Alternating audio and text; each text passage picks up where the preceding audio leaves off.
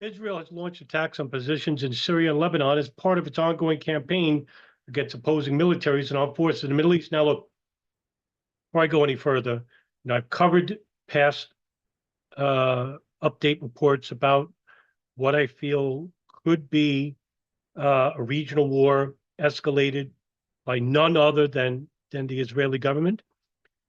It is not because Hamas is there. They are now saying that Hezbollah is helping Hamas. It's just an excuse, by the way, to continue escalating this war to get the United States involved. Now, Nikki Haley, the presidential elect, I think vice presidential elect, is desperate for this. So is Governor DeSantis in Florida. Now, Trump, I don't know. I think Trump is going to simply, acquiesce to the pressure from the American Israeli Public Affairs Committee or by directly by the Israeli government. The war with Iran, I think, is, most definitely going to happen. I don't like using finalities without evidence. But as I said before, that this doesn't start and stop with Gaza. It's going to the West Bank, that's going to Libya, Lebanon, Syria, Iran. Syria is important in all this because they're in the middle.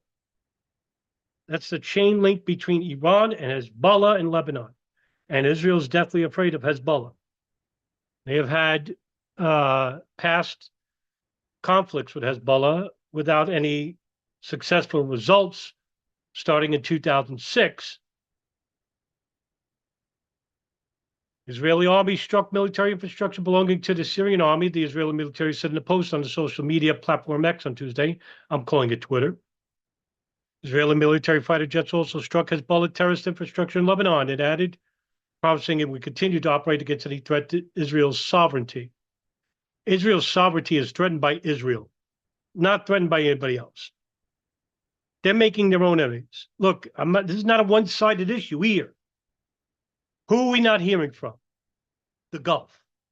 Why? Because they're tentative allies with Israel.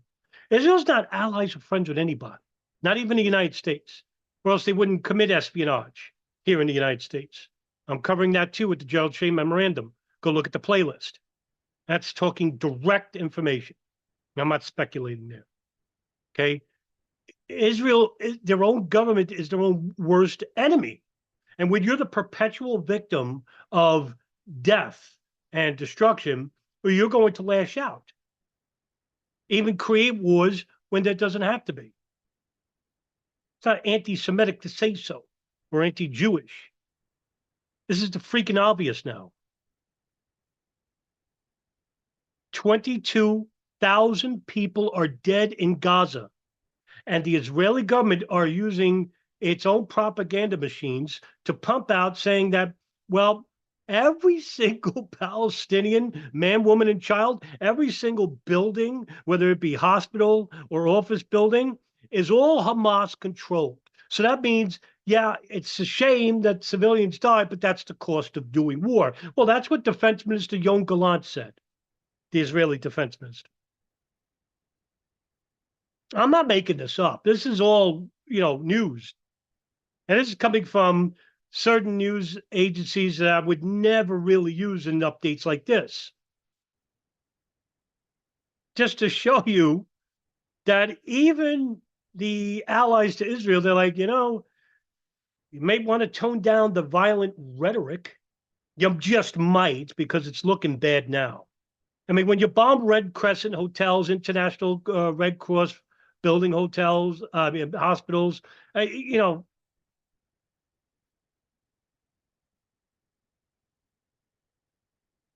Israel's military has been engaged in cross-border fighting with Hezbollah and has launched repeated air raids on Syria since its war on Gaza began on October 7th. That's not true. Israel's been attacking Syria well before that, including during the Syrian civil war. Now, why would Israel, the United States, and Great Britain attack Syria, right? Why would they attack their military and the Iranian rebels who are in the country helping Bashar al-Assad, a brutal, murderous dictator, by the way, to fight against ISIS and al-Qaeda affiliate groups? Now, Israel, the United States, Saudi Arabia, Jordan, Turkey were all involved in a covert operation called Timber Sycamore, which was a CIA-led operation led by the General David Petraeus at the time during the Obama administration, where they were secretly funding al-Qaeda affiliates in Syria to do what? To forcibly depose Bashar al-Assad. It failed. And Trump ended it in 2017, the program itself, one of the few good things he ever did. Now, take that into effect. Israel and the United States has left. They're still there. Why? Why? We fucking know why. It has nothing to do with Daesh or al-Qaeda affiliates. Daesh meaning the Islamic State in Levant. It has everything to do with Israel's preconceived enemies. Give it to Syria, and you cut up the link between Iran and Lebanon. It's exactly what they want. That's why they're still in the country, bombing the airports, bombing Iranian rebel military spots. Get rid of this link. It ain't about the Islamic State. In fact, Israel in the mid 2000s were allowing al-Qaeda affiliates at the Golan Heights to be catered to by the medical personnel, Israeli medical personnel, in hospitals. You could look that up. Israel helps ISIS or al-Qaeda in Golan Heights hospitals. We know this is the bigger picture here. The bigger picture is to have Israel and Saudi Arabia tentatively live in the Middle East until one of them turn on each other. Latest attacks, which occurred between Monday and Tuesday, marked a spike in tension between Israel and its neighbors, it said, has links to the enemy, Iran. This is the ultimate goal. Iran is the world enemy, the greatest purveyor of terrorism. Meanwhile, and the coalition partners, they're the biggest threats to human existence, by the way. Needless to say, I'm not even counting Iran, Pakistan, who are the worst enemies to each other, and they are close to nuclear war itself. But let's leave that to the side. Early on Tuesday, Syrian news agency Sana said pre-dawn Israeli attacks came from the direction of the Golan Heights. How about that? Air raids targeted a number of sites in the Damascus countryside, Sana reported, citing an unnamed military sources saying only material damage has been caused. Britain-based war monitor, the Syrian Observatory for Human Rights, one person noted for dealing in propaganda, said that one position targeted near the counter, Kankakar, housed members from Lebanon, Hezbollah, the AFP news agency reported. Parts of the southern Lebanese city of Yaroum also came under fire, the Israeli military said on Tuesday, after Hezbollah announced it had fired on Israeli units near the northern Israeli village of Sarit. Now, as you can see by the breaking headlines, Red Crescent says Israel strike on Yan Kunis. You also have bombings in Syria. You have bombings in Lebanon. You have 22,000 Palestinians dead. It's now 53,000 wounded, approximately. I don't know if that number is right. Could be more, could be less. 53,000. And you have 2 million displaced. Now that number is growing. That's like 2.5 million displaced. Where are they going? Egypt, south near the Rafah border crossing. The connection between Israel and Egypt. And while the Israeli military and the Israeli settlers, those nut jobs, Israeli ISIS, by the way, are Israeli settlers, they're ISIS. That's what they are. They're sicko religious maniacs, right? They're attacking Arabs in the West Bank. And now they're saying, well, Hamas is here too. Well, Hamas is going to be everywhere. In their refrigerator, Hamas is up here in their minds. This is where Hamas is. Now, Israel in World War III with Hamas and Iran, Foreign Minister says. Live updates, of course, Foreign Minister. Israel Katz, who's a ghoul, by the way. Israel's at the height of World War III against Iran and radical Islam. Have we heard this before? This is what Bush said. Textbook. Remember, October 7th is Israel's 9/11. No, yeah, intelligence failures. Do I need to cover that too? How the Israeli military were warning their superiors, hey, Hamas is building tunnels underneath the Jericho wall. Don't worry, they're just farmers. Don't worry. ignored all the red flags, and then they attacked because they knew the attack was coming, because it would benefit them, because they could crush, finally, not just Hamas, but get rid of all the Palestinians at the West Bank and Gaza. Finally, with world approval, by the way. And who's approving of this? The United States and coalition partners. That's who, because nobody's got the guts to stick out and say Israel's committing mass genocide. They're breaking every violation. They're violating every rule in the international criminal courts, also known as Rome statutes. What is that? As I said before, war crimes, crimes against humanity, crimes against genocide, genocide.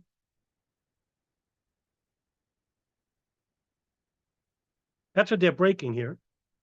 Israel Katz, who swapped his energy and infrastructure ministry position with former Foreign Minister Eli Cohen under a rotation agreement, said his top priority is bringing the hostages held by Hamas in Gaza home, even though the Israeli military, it's been reported that the Israeli military has been bombing Hamas spots and killing the hostages as well. Hey, at least we got Hamas. Their sacrifice is well worth it.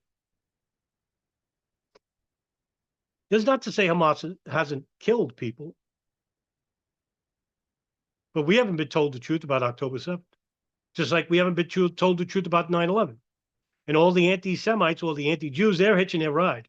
Oh, yeah. Nick Fuentes and all those people, they're basically, now stating that Hitler was right.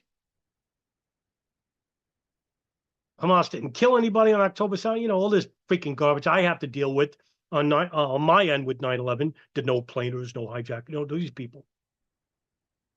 Thank you, Alex Jones and InfoWars. Thank you, Jim Fetzer. Thank you, Rebecca Roth, for these people. They're all on that really extreme. I don't even call them the right. I don't know what they are. They're not conservatives. I think they're just psychopaths, brainwashed psychopaths, these people. Just like, the pink and green-haired women who represent liberalism. No, they don't. Who are these people? The fuck do they represent? Cox wrote on social media that my message to foreign minister employees was succinct. Order of priority, hostages, hostages, hostages. This is our commitment to the people and families. Also, what you don't hear in the order of priority are safety, because they don't consider Arabs humans. Eli Cohen, Ben Gavir, Yon Galan, they don't care about people. They don't care. These people want Israel only. And all the Arabs that have been there for generations will fuck them. You wait until Netanyahu's gone. You see who's going to replace him, the real fucking nut jobs, like I said before in a previous video. Katz also emphasized the importance of gaining global support for the war with Hamas that started after the militants broke border attacks on October 7th, pledging that we will achieve our goal of toppling Hamas. Right? Yeah. It's the real issue is toppling the Palestinians, the Arabs, getting them all of them out of Israel. Now, incredibly, let me go over here now. The only country that had guts is South Africa. South Africa, right? Which actually went before the International Criminal Courts and said, we want to report of a genocide in Israel. And of course, you see here, Israel to defend against South Africa's genocide accusation at the International Criminal Justice. And let me, we can do this. United States don't got the guts, right? The government. France, Germany, Italy, Portugal, Spain, Australia, they're cowards. Nobody. But South Africa will. Good for them, because what do they know? They know about apartheid. They know what's going on. They know about genocide. You would think, because they've been through this before. Same for Sudan. Israel has decided to appear before the International Criminal Court of Justice, which they're not co-signers of. They're one of 7 countries, United States being another, to challenge South Africa's lawsuit against the Jewish state of genocide and seeking an interim order to halt military operations in Gaza. Because God forbid we have a peace process. And then you got, ghouls in Hollywood like Gal Gadot and Eve Bartlow, who think their shit don't stink, saying over here and abroad that anybody who doesn't defend Israel is an anti-Semite. Anybody. As if there's only a black and white issue here. We don't live in a black and white world. We live in a very gray world where nothing is solved. That there's more questions than answers because the governing powers, like the intelligence community, or like leaders of governments, the ones that collect information, are the real power players here, not the bankers, not the oil fanatics. Yes, they got power, but not to this extent. Because when you have power, like Israel has power, where did Israel get their power from? Espionage. They don't get it from money. They're a poor country. They're not like Saudi Arabia. They could just spend billions of dollars to U.S. Congress because they got nothing in common with the United States. So you get these Saudi princes that have the Wahhabi interests, that their culture is in direct opposition to the United States. They literally have shit in common. Now, bin Salman, the Crown Prince, is basically trying to modernize because after the 9/11 attacks, the United States said, you need to get your terrorist problem under wraps. And bin Salman said, we'll get rid of the religious police. We'll have the clerics underground again. And they'll come up around ground, say another 10 years. They might just kill bin Salman, lead another corrupt, because bin Salman will corrupt the country. But it's too modernized, too westernized. And then what will happen? You'll get, a reciprocating process. This is what's going to happen, in my view. I'm not saying it's definitely going to happen. What do I know, right? When you get Israel and Saudi Arabia, who have, Israel having more in common with the United States in politics. But in religion, ironically, Saudi Arabia has a little bit more, the Arabs do anyway, the Muslims, not Saudi Arabia, but the Muslims, have a lot in common with the Christians. Whereas Israel doesn't consider Christ an important figure at all. They don't consider him at all. Muslims do. But Israel, they don't have to spend money because they already got the largest evangelical bloc inside the United States, and those are the evangelical Christians. A triangle here, right? United States, Saudi Arabia, and Israel. What do they have in common? What they don't have in common? What are their politics? What are their geopolitical agendas? Israel's National Security Advisor, Tazachi Hanegbi, emphasized that Israel will not boycott the debate and will vehemently counter what he called an absurd lawsuit constituting a blood plot. Meanwhile, the bloodletting is from the Israeli government. The decision follows intense discussion within Israel involving Prime Minister Benjamin Netanyahu and consultations inside key government ministries and the IDF. South Africa alleges that Israel's actions amount to genocide, a claim vehemently rejected by Hanegbi, who asserted, quote, the Jewish people have experienced more than any other nation with extermination is, end quote. What guts. Now, just to keep it recent, right? Yemen has lost more people than Israel.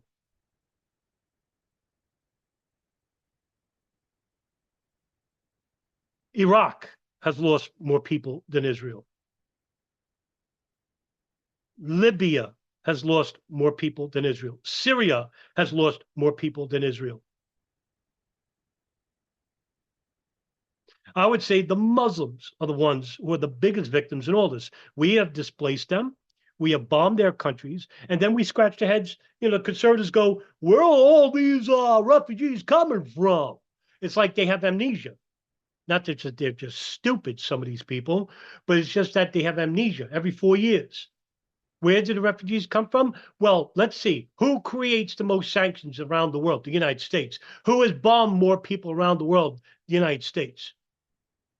You can thank your government. That's the government you vote for. You helped to vote for, and you're the victim in all this, the people. I can't understand how any of you people vote. I just don't get it. Hanagbi underscored the Israeli resolve to defend itself against what he termed an unfounded claim, stating, quote, the decision reached is that Israel will appear at the hearing for the issuance of an interim order aiming to fend off South Africa's claim. The legal battle may extend for several years, but Israel's immediate focus is thwarting an interim order that could force a ceasefire on Gaza, end quote, because they don't want a ceasefire. They don't care. Screw you, Biden. We're not listening to you. Screw you, France. Screw you, South Africa. We don't need a ceasefire. We're the ones calling the shots. And you know it, and you can't do shit about it. Israel plans to leverage diplomatic pressure to rally international support against South Africa. Legal arguments challenging the claim inside the assertion that no dispute exists internationally regarding Israel's committing genocide in Gaza, even though the International Criminal Courts, the Amnesty International, International Red Cross, Human Rights Watch, you name it, they're all out there. And by the way, all these organizations, Israel is deemed as anti-Semitic. Of course they are, because if you're not with Israel, you're against Israel, right? It's us versus them. Well, good. I'm proud to say that I'm anti-Israeli government, anti-Zionist. I will speak out against their crimes, just like I do with Saudi Arabia, just like I do with any other type of injustice happening in the Middle East. I'm critical with Arab fundamentalists, and I will be here because I'm not a hypocrite. I call it like I see it. Israel learned about the lawsuit last Friday, prompting a robust response from the Israeli government, which views the accusations as part of escalating tensions between the two nations.